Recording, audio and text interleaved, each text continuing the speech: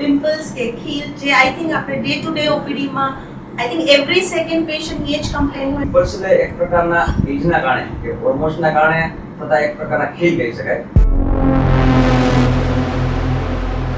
જે ફોડકી હોય ફેસ ઉપર ત્યાં બધી ખીલ જ હોય કે there are some different things than ખીલ? ના, બધી ફોડકી ફેસ ઉપર જે હોય છે એ ખીલ હોતી નથી.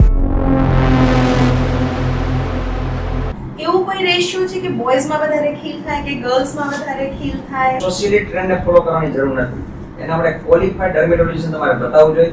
કઈ એવી કોમોર્બિડિટીઝ છે કે બીમારીઓ છે જેમાં પિમ્પલ થવાનો ચાન્સ વધી જાય?